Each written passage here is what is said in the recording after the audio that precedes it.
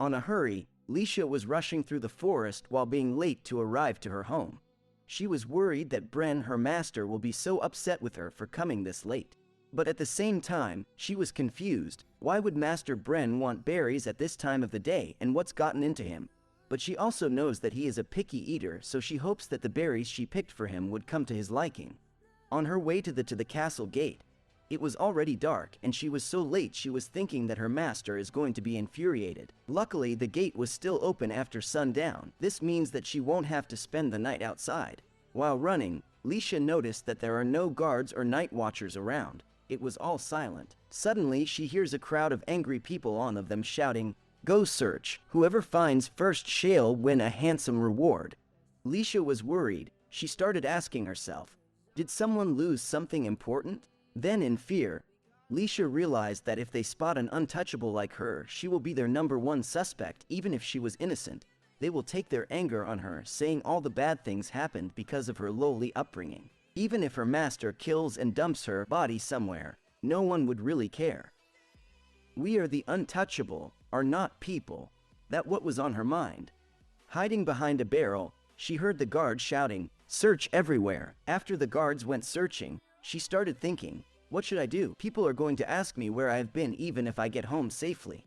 Suddenly she remembers, Master Bren. He's fickle, so he may cover for me if he's in a good mood. Lisha started walking, then suddenly a lamp flashed on her and a man's hand grabbed her. She tried shouting for help, then the man covered her mouth and shushed her. The man shouted angrily, "You silly girl, do you have a death wish or something? Why did you return?" Then Master Bren said, "I gave you an excuse to go outside the gate with that money in your basket. You should have escaped." Master Bren grabbed her hand and started running. Then he took her to a library and told her to come and push the bookshelves. Then a secret door opened. While walking down, they was shocked that Bren's father was waiting for them. Bren and his father started arguing. Then Bren said, "Offering a mere sacrifice is ridiculous. The only one who can control water is Her Majesty." But Bren's father didn't care.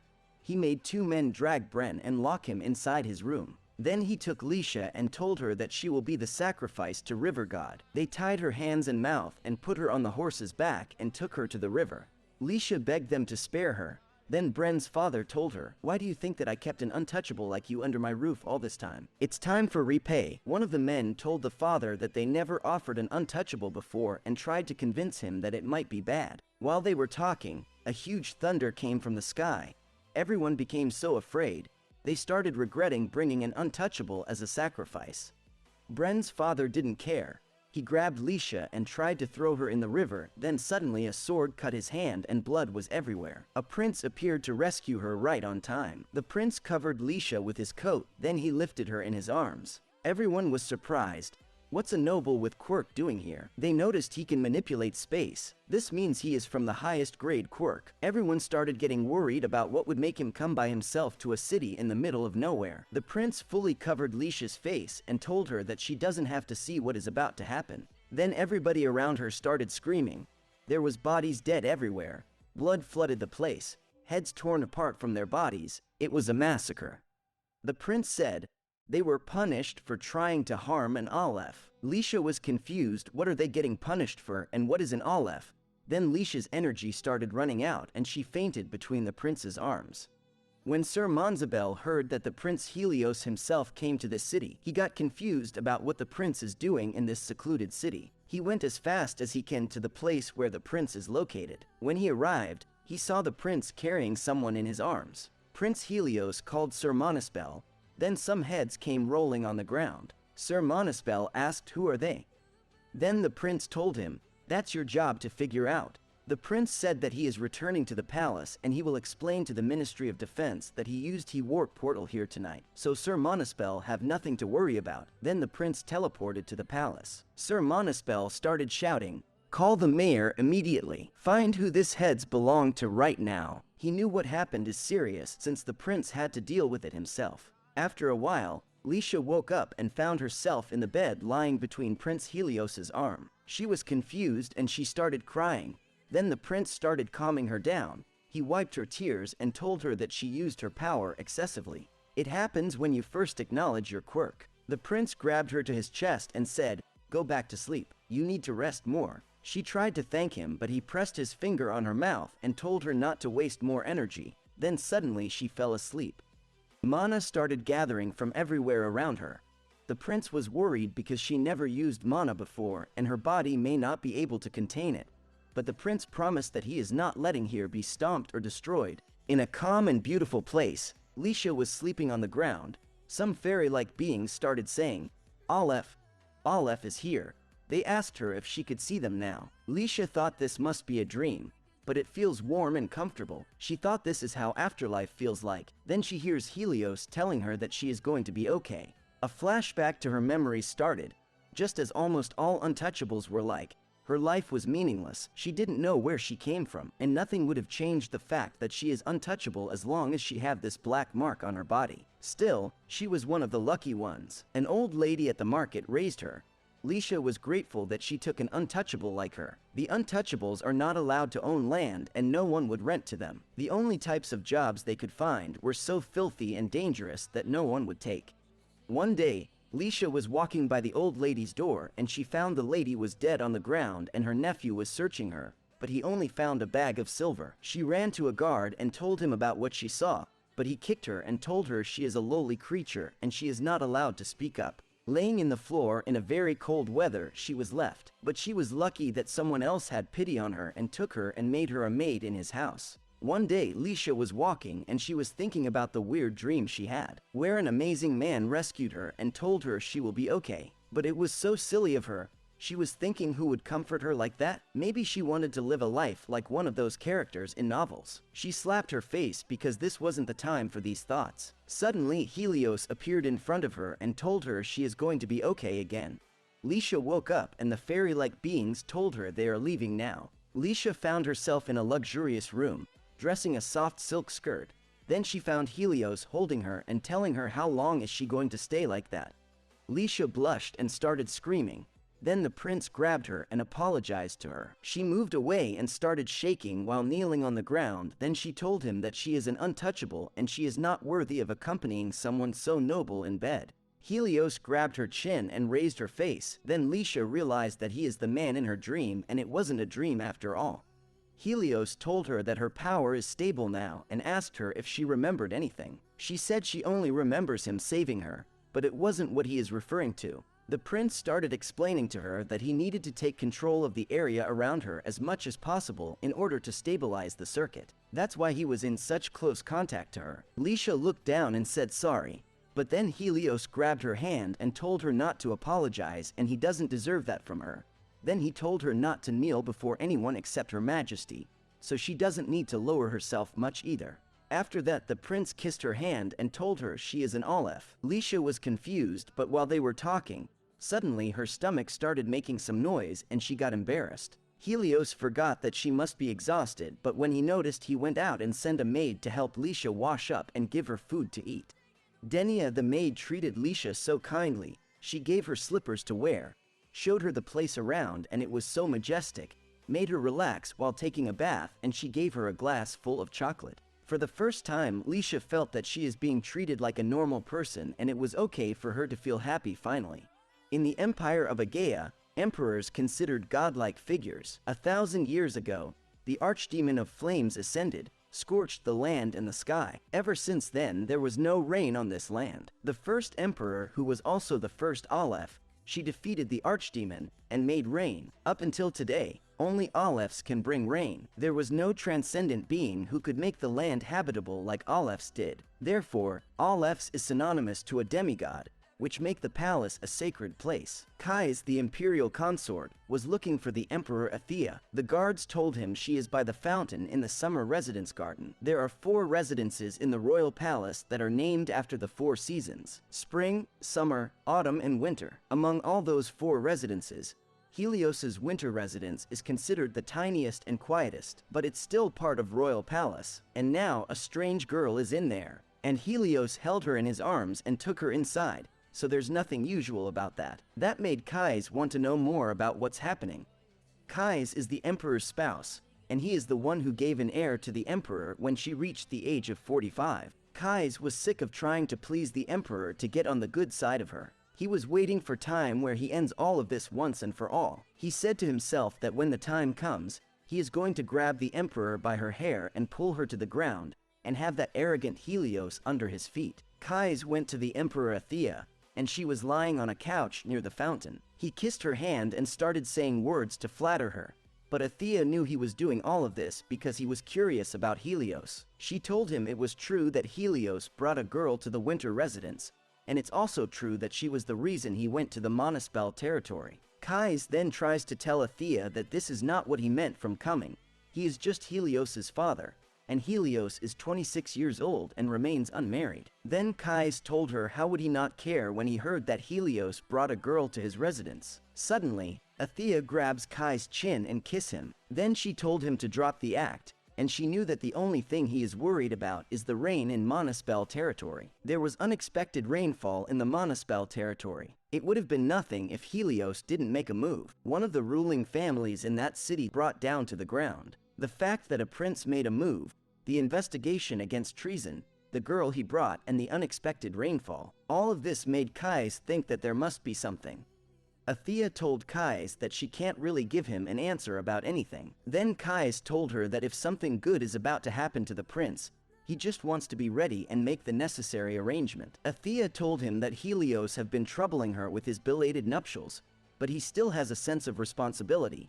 That's why he brought Lisha after all, so he is going to take care of her. Athea then held Kais and started having fun with him for a while. After Kais finished, he found that his father Marquis of the Shaden came to see him. Kais told his father that he could have waited for him in the spring residence, but his father didn't know that he would take this long to come back. Both of them went into the horse carriage. Kais then started explaining to his father that he thinks that the girl is another Aleph, and having two Alephs is going to make things complicated, so they have to get her away from Helios first. Otherwise, it will be difficult to eliminate her. Kai's father then told him that they should try to draw her out of the winter residence. It will be best if they took her to Kai's residence, but either summer residence or autumn will be fine. Kais can't believe this is happening when they're close to their big day. He told his father that they will need more time. The next day, Denia the maid was showing Lisha the winter residence where she was going to stay. Denia told her to choose the room she liked the most.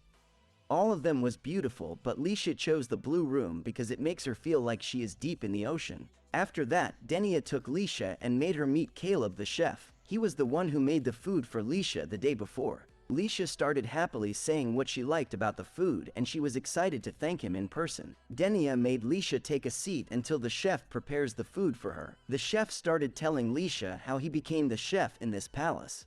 But then Lisha starts to remember her miserable past where she was a mouse catcher and she used to catch mice and eat them just to stay alive. Then she remembered how her master Bren hired her out of pity after hitting her with his carriage. She would have been a mouse catcher a while longer and eventually gets sold off to some place if this never happened. Then Lisha started remembering how other maids used to treat her so bad, and how Bren used to trap her and how he helped her escape. Suddenly, the chef apologizes for making Lisha wait. Then he serves her the meal he made. Lisha thanked him, then she started eating and it was really good. She really liked it. Lisha was starving. Her hard work has made her constantly malnourished. But the bigger problem was her emotional state. She knows that she's no longer an untouchable with her head, but not with her heart. Suddenly Denia remembers Prince Helios's orders to Marquis Palea, one of the 6 imperial knights. The prince told Marquis to make Lisha into a child, whether it be something petty or outrageous. He wants her to be able to speak her mind. Now Denia understands what the prince meant by this. Lisha needs various experience, especially about what it's like to be loved unconditionally like a child. Lisha was so full after eating, but Caleb told her there is still dessert coming and she will regret passing it. Lisha was excited and told him that she can eat more, so he told her to wait for a moment until he gets her the dessert. Suddenly, another maid came and told Lisha she prepared tea for her dessert. Once Lisha saw the other maid, she quickly stood up, but Denia told her she doesn't need to stand up when a maid brings her tea. Awkwardly, Lisha then sat down. The other maid told Lisha that her name is Lethe, and she will be serving Lisha tea from now on. Lisha remembered that Master Bren had a maid who served him tea too. Lisha always wanted to serve someone tea one day. Lisha then told Denia if she can teach her how to pour tea, and Denia agreed. So, she started teaching her, and while Lisha was trying to pour, The kettle was heavier than she thought, and when she touched the handle, it was too hot. The kettle slipped from Lisha's hand, then suddenly Prince Helios came from behind her and caught the kettle before it falls down. Lisha thought Helios is not here because he's busy with work.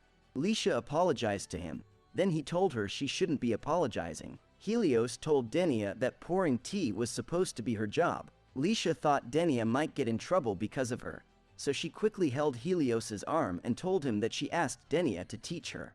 Everyone was surprised that Lisha came this close to Helios, and when Lisha realized what she did, she quickly backstepped and apologized. Helios told her she doesn't need to apologize to him. Caleb asked Helios if he could have a seat because Lady Lisha is feeling uneasy to have her guests stand there. Both Lisha and Helios took a seat. Then the dessert was put on the table. Lisha pushed it to Helios and said she is still full from the meal earlier. Helios thanked her and told her he doesn't have much of a sweet tooth. Helios started pouring tea and gave it to Lisha. She gratefully thanked him. Lisha was thinking about how Helios is like a fence that protects her. She wanted to tell him how grateful she is of him, but she didn't know how to let him know. She started asking herself if there is even a way for her to repay all this. Denia asked Helios what brings him here at this time of the day. He told her that he met the emperor just now. Everyone was surprised that he met Athea the emperor. Helios started remembering what happened when he met Athea. Athea agreed to postpone Lisha's princess coronation to some other day, just like Helios said. The new Aleph would need some time to be prepared too. Athea then told Helios that he is quite fond of Lisha. Helios then told her that he is going to take responsibility of her. Helios then told her that when rescuing a wounded animal, one ought to treat its wound and return it to the wild when it's ready to stand on its own. Athea told him he is right. She noticed that Helios became so considerate and she had no idea. Lisha was so happy when she was eating her cake. Helios then asked her if she likes chocolate, and she answered him yes. She feels very pampered when she eats it. Denia then suggested Lisha a jar of chocolate and told her there's a candy store in downtown and she can choose as many types of candies she wants and put them in a jar. And chocolates too. Lisha was very excited about what she hears. But Helios thought they must be cheap. Then Denia told him she bets that Lisha would love them, but he was not thinking the same and said so wasteful. Lisha felt sad when she heard him, but when he noticed that, you don't need more than an hour to change, do you? She didn't understand him. Then he told her, I thought you wanted to go, right? Go get ready. Lisha was very happy when she heard that. She rushed to get ready and told him to give her 10 minutes. Denia went with her to help her get dressed. After getting ready, Denia told her to go have fun. Lisha then went with Helios to the carriage. While in the carriage, it was all silent and they didn't talk. Helios then asked her if he is making her uncomfortable, but Lisha said no. She told him that he saved her life and she is always so grateful, so much more than she could possibly imagine. He told her that he didn't do it out of mercy. It's only natural for him to give a proper protection to an Aleph that she deserves. Aleph, a magnificent being that controls water. That's what Helios told Lisha, but even though he said that's who she was, she still feels like she is still an untouchable girl inside. Lisha then told Helios that if he is just giving her proper protection, he doesn't really need to take her outside. She asked him why is he being so nice to her. He told her he is not. She told him then he just is nice to her for no reason. That's how she see it. Helios answered her and said, nonsense. Lisha apologized to him. But what they didn't know, while they were on their way to downtown, there was actually someone hiding in the forest and following them. So, who is this unknown person and why is he observing them from a distance? This is what we will find out in the next episode. If you enjoyed the video, don't forget to like and subscribe to our channel for more.